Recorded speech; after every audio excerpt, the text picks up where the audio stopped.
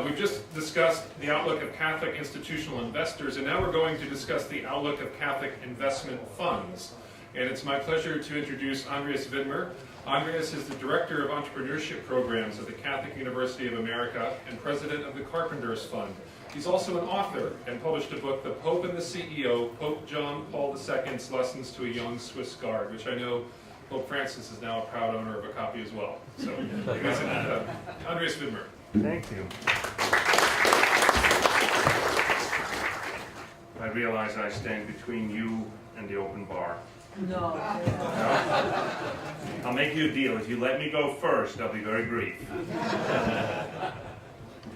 So, I want to shift the gears a bit. Being the last speaker here, there's very little left to say, and I think this last panel was very interesting and stimulating in terms of Catholic investment funds. So I just want to give you some 4 or 5 points that I came up with that I want to leave you with. Some of these are maybe in the beginning rather disconnected, but I promise you eventually I'll tie them together and it makes sense. My background is, as you know, I started here in Rome with my career, but then went to the United States and I was very involved in the software industry. I was blessed with a very successful career in running software startups. I was involved in FTP software and in Dragon Systems, and then a few others. Then eventually I went into strategy consulting with the Monitor Group, and then had a philanthropy that looked at enterprise solutions to poverty. That was the Seven Fund together with the Templeton Foundation. I try to specifically bring in my what I have learned from the church and what I have learned in my business life, and try to bring the two things together. It took me most of my career to even realize that maybe it's a good idea not just to be a Catholic on Sunday, but actually on Monday through Friday as well. Huh? And so I started to study theology at the side. My spiritual director said, you know what, there's enough theologians around, you ought not to study theology. What you ought to do, I have a very wise spiritual director, right? He says, if you want to do this, study ministry. Like, actually do it. There's enough theoreticians around there. You go and do it. You go and evangelize. Be a part of the new evangelization. So one of the courses I took was counseling. Father John Grimes was my professor. And he started to talk about the 5 traps of development, of the 5 traps of counseling. He said, first of all, what you have to understand is that there's 2 different situations, fundamentally different situations. Let's assume you're at the parish and somebody comes in and their whole family died in a car accident. And it's like absolute shock and terror. And this person comes in and you're assigned to counsel this person, to take care of that person. What do? Crisis counseling. The church is very wise. We have a lot to learn. Right now we're sort of, today it was sort of us from the industry trying to tell the church what to do. It's very good to do this the other way as well, like what Sister was talking about this morning. And so in her wisdom, the church actually says, in this crisis counseling, you approach the person with sympathy. That means you're actually allowed to take over. You probably send somebody home with me to make sure I don't hurt myself if I come to you in that state. You probably will call my employer to make sure that they know that I'm not coming to work. You'll take over. But what he says is there's a huge difference that when you have this intervention, this crisis counseling, they shouldn't do it for very long. You know why? Because very quickly, that pattern of behavior, of intervention, leads to dangers of codependency.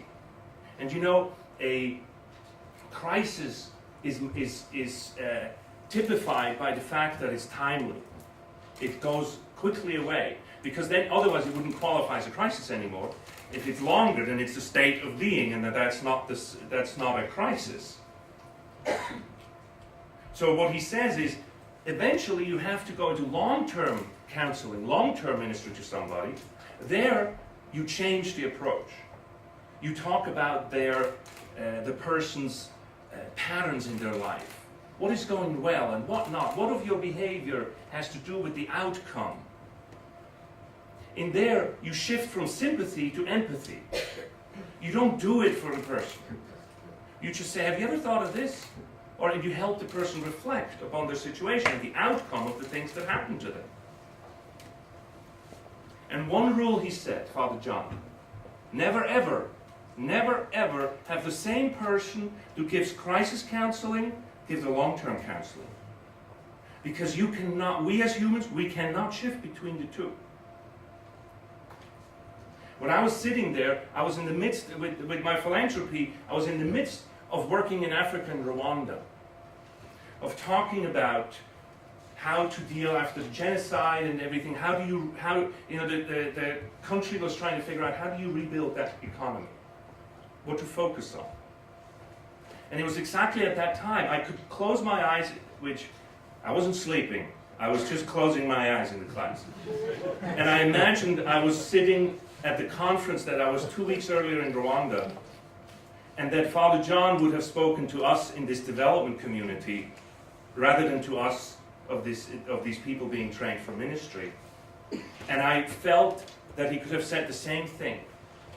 That what we do is we need to fundamentally distinguish between a humanitarian crisis and economic development. And you know what? While we in the church are so good at doing this on a personal level, in ministry, every day, all of you do this in all the congregations, all the priests, you do this on a daily basis. But when it comes to look out at the world and how we deal with humanitarian crisis versus economic development, we actually leave this all behind and violate our very own principles. Because now we're dealing with groups and not with individuals. But you see, those rules, they still hold. How often, how many of us have entire aid organizations, and we, even as a government in USA, I've seen this, that the same people who do the crisis intervention stay behind and say, and now let's talk about your economy. That is a non-starter, guys. We should have an entirely different team going to do economic development than do the humanitarian crisis. And so when we talk about impact investing and investing in general, we need to step back and say, what are we actually trying to do? Why are we here? I teach at Catholic University, and our first course in business is to say, why are you doing business? Why would you study business? And what is business all about? What's the goal of business? Right? Why are we here? What do you mean by impact investing? We want to help people. Does the economy exist for the person or the person for the economy? Right? The economy exists for the person, not the other way around. And what we're trying to do with our investment is to better the world, to help the world. I'm very hesitant of creating different segments, such as impact investing versus the normal kind of investing, because it gives people the chance to say that normal business isn't about people. That there is a marketplace where it's okay that the person exists for the business. And then in the halo effect of the corporate social responsibility, there is the place where the companies recognize that businesses should serve persons rather than the other way around. So what you're seeing is here are the 5 traps that Father John told us about in this. What I'm trying to make is this distinction. First, I want to set up that this is the distinction that we need to look at also in our investment and impact that we're trying to have. Are we trying to have humanitarian impact, or are we trying to develop the economy? What we do then, that's this first, is there a light on here? That's this first, crisis versus long term. The second one, he says, is when you do the short-term intervention, it's okay to go in with sympathy. That is, you take over. When we go into Haiti after the earthquake, it's okay to go in and take over the airport. It's okay to hand out bottles of water and all of that stuff. But you know, at some point that crisis is over and we need to start building the economy. That you don't do with sympathy. That you do with empathy, which means you don't touch anything. You say, how do you think you're going to get out of this? because this is their economy, not ours. We would ask, Father, how long is it? Where is the line? How long am I allowed to do crisis intervention versus long-term development? And he says, there's no specific number. I'll tell you 10 times for an individual interaction, because it's not 20, and you know when enough is enough. And I think for us to look at this as the Catholic Church, when we go into an area and try to help people, when do we move from crisis intervention, from humanitarian aid to economic development? And are we then willing to change how we do things? In crisis intervention, you hand things out. You save a life. In long-term development, you're not handing anything out, because you would make people, you would cause codependency. If we're looking at at this field, and there's this danger with impact investing as well, I always felt when I went to Africa that the last thing Africa needs is one more middle-aged white guy who won't tell them what to do. This is full of them. Full of people like me to walk around and say, and here is what we need to do. We're all in the sympathy mode. We think we're God's gift to the world over there. And we as a world react like this. You know who represented, 2 times ago, who represented Africa to the G8 summit? You think somebody like Nelson Mandela, or do you know who it was? Bono. What the heck does Bono know about Africa? I want to point out to you how we as an entire industry, as an entire society, are stuck in this sympathy and in this crisis intervention, and that we honestly suffer from codependency in our whole approach. And that when we do impact investing, yes, it's okay to feel good and to make you feel good about this, but we run a serious risk of falling into that same trap if we don't watch out what we do.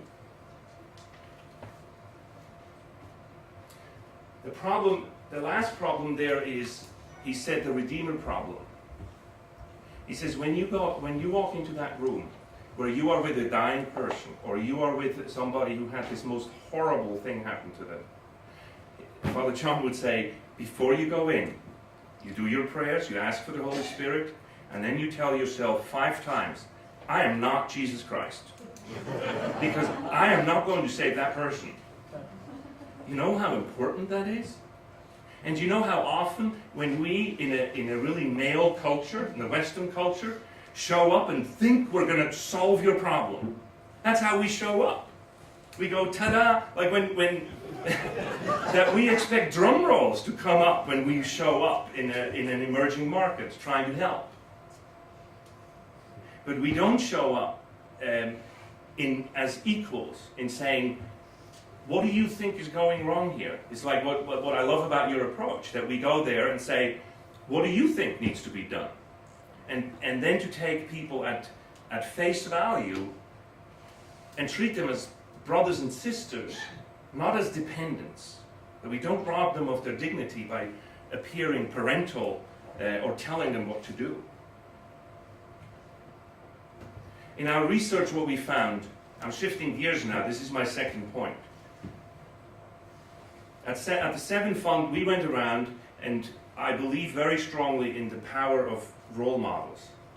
I told you I feel very uncomfortable going to some village in Africa and doing, going there and giving something or something like that. I think it just feels wrong to me. So what we have proposed and what we did with the foundation is to go and find the best entrepreneurs we can find in those markets, and then hold them up as examples. These are locals.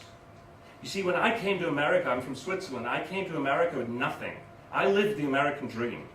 And I could relate to Bill Gates in the sense that, that was a kid, he was a bit older than me, but I showed up and thought and felt like, wow, I'm going to do this. And I was in the software industry and met him even a couple of times, and that was my goal, right?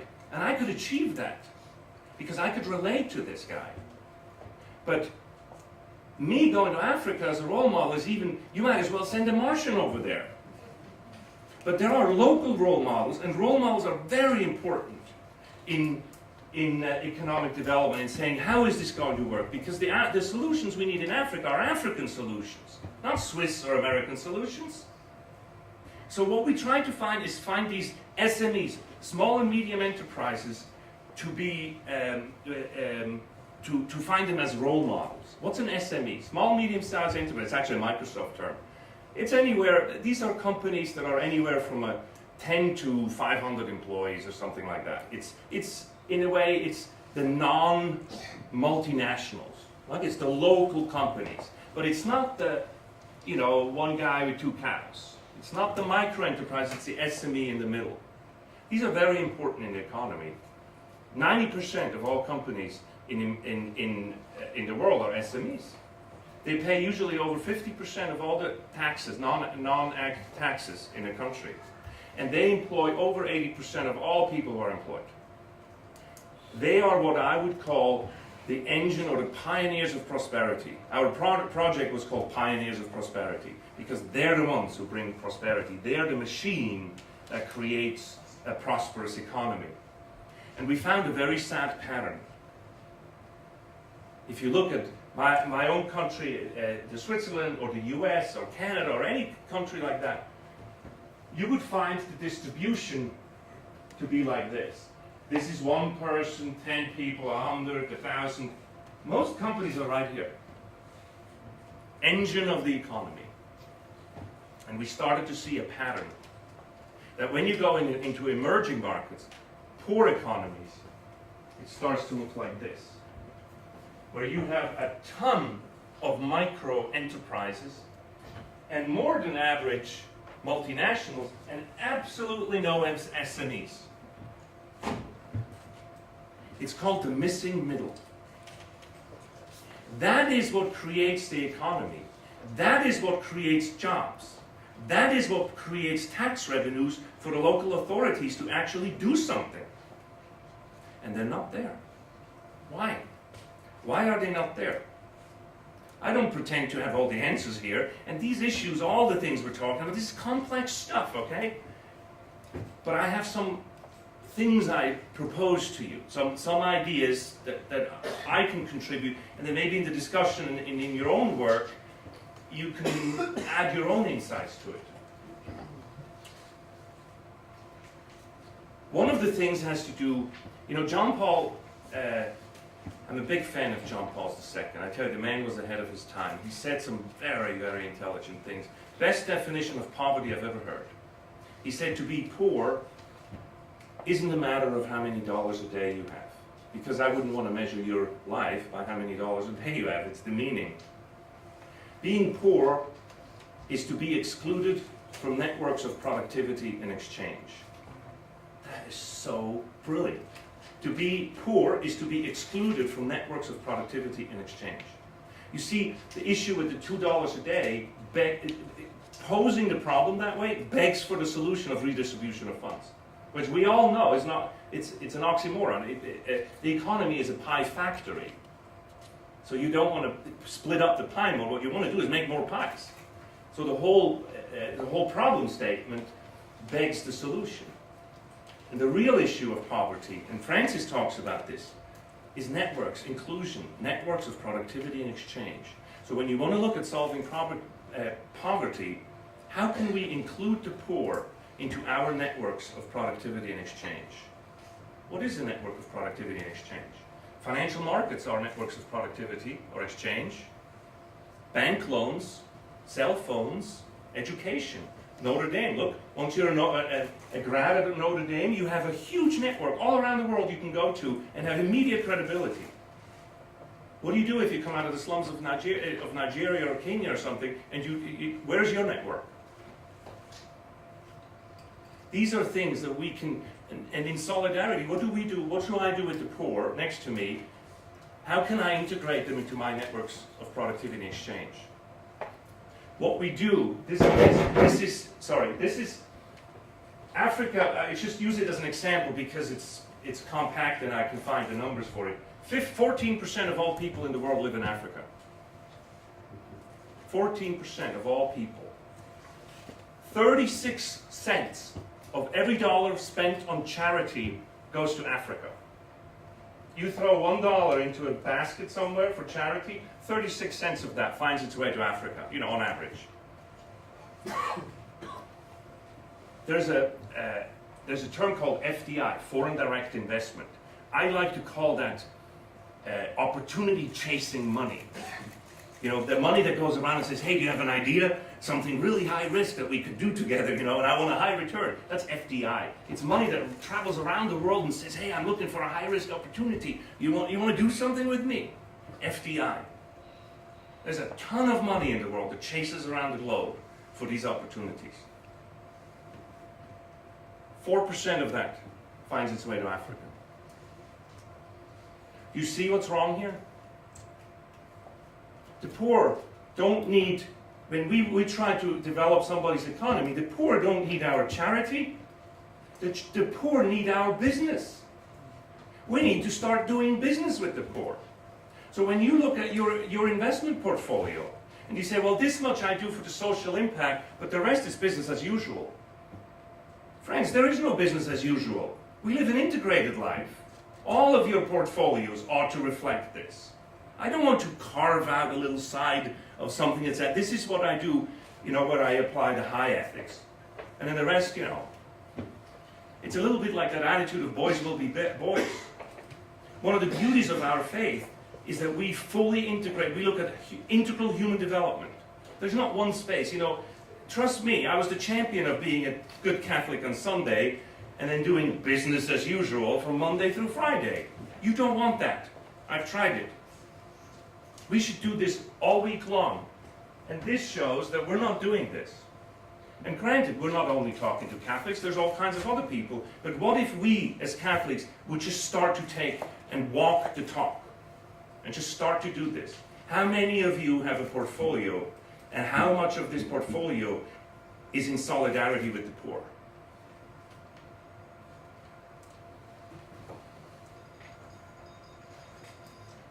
So now to the fund that Dick Omohundro, who sits in the back row there, and I have as partners, the Carpenter's Fund. What we're trying to do is just a very simple idea. The reason why we don't, what I found here with this, the reason why we don't have these SMEs is because they don't have these networks. One network they don't have is legal structures, rule of law. There's corruption and things like this. They also don't have access to borrowing money. Michael Novak likes to say that lending is the mother's milk of prosperity. You can't have a business without a credit line. There's no bank there who lends them money. And I'm saying, there's a micro lender, but I would find my pioneers of prosperity and say, this guy needs $500,000. They need $2 million to grow their company in Kenya. And I would go to all the NGOs and do AID and everything and say, I need a $200 million loan. And first of all, they say, I'm sorry, we only go up to 5,000. That's the first reaction. Second reaction was, when they look at the numbers, they said, hey, hold on a minute. I mean, if this works, this guy's going to be rich. I'm saying, well, dude, what do you think? What are we here for? To eradicate poverty? Or to just manage poverty? They say, no, this wouldn't look right. If we lend this money to this person and they are successful, they'll be very rich. I said, well, what are you trying to do here? This is our double standard, where we don't integrate them into the actual networks of where there's an upside. Africa ought to have their Bill Gates just like anybody else. So what I found in the best entrepreneurs I found in Africa is they all belonged to large faith communities. Why? These are people that you have to be at least 5 years old as a company, you have to be profitable, and what we call a positive company. It's too complicated to get into now, but you have to be a good company, with a good, I don't do triple bottom line and stuff, but it would be something like that. 5 years, you have to be profitable. I tell you, if you find an entrepreneur who does that in Africa or in South America or in the Caribbean or something, you have found somebody that belongs to a group of less than 0.1% of the world of top business execution. I mean, they know something nobody else knows. So what we did is we tried to approach them and said, I'm going to give you rocket fuel because you're Einstein, and I'm just going to give you rocket fuel and let you grow. We found that they're all these entrepreneurs, I mean, most of them are part of these faith communities. They're in a part of a very strong diocese where everybody knows each other, and they have large churches, or Pentecostal churches, or Anglican churches, you name it. Why is that? And I found religious and non-religious reasons. Think about it, the reason why these companies don't grow is because when you grow a company, you take risk, and you need lending, and you need most of all a rule of law to develop this company so that you won't be cheated every time. And every time you grow up, somebody cheats you and you fall back down again. In these communities, I like to call them paralegal universes. You know, when we all belong to the same parish and I start to cheat you, my faith and social life is just about over. They can't afford to cheat. They don't need a judge to go tell them, you ought to do, you get this and you get that. No, the judge is the community that if I start to cheat you, I'm out of there. So they are in an incubator. Their community creates an incubator where they have certain laws that are actually higher than a normal law. And also they have a marketplace where they can do business with other people where they are safer. This way they grow to a certain size that by the time they go beyond their faith community, they're sturdy enough to actually be able to engage in the competitive market out there. So when I found this out, I got together with Dick and said, let's create a financial mechanism to lend money to those companies. And Dick has been doing this for what, 40 years, 30 years? And he has come up with this idea of a senior collateral lender, where we would go in and give them a loan at a competitive interest rate, where they could over 5 years get this kind of risk loan, if you wish, or expansion loan that I believe acts like rocket fuel to expand or scale the company, and get this at a rate that the company can live with, and then the investment would get back at a reasonable return. I'm giving you the idea of somebody like this would usually get a loan for about 25 to 80% a year interest rate. From us, they would get this at about 12. But that still means that an investor could get 8%, 7% return on investment. So this is a win-win overall.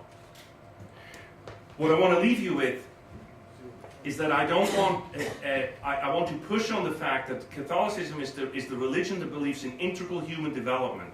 We don't create a new group of people every time, or a new market every time we see something going south in one group. We all come out of the same society. We all come out of the same culture. There's a danger of creating halo effect groups.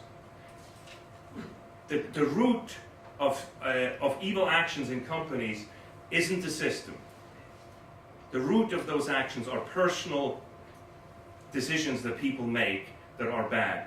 And we sort of abdicate that responsibility by saying it's a system and we go somewhere else. What we really need to do is to hold our community of business people to a higher standard. Because as Pope Francis said, business is a noble vocation. Thank you.